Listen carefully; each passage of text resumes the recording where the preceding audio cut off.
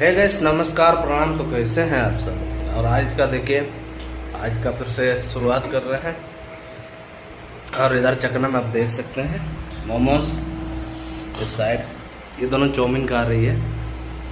दोनों के लिए ला दिए हैं ठंडा। और ये और भाई अपना तो ठंडा से कहा, बस इसी से दिल भरता है। चला 2-4 दिन दारू ना पियो ना तो अंदर से आवाज़ भी आने लगता है। लीवर बोलता है कि मालिक जिंदा हो कि मर गए हो। तो इसीलिए आज, कल नहीं पिए थे गाइस, तो आज पी रहे हैं। चलिए मिलते हैं नेक्स्ट किसी ब्रांड के साथ। तब तक के लिए लाइक करो, फॉलो करो और दबा के ठोको।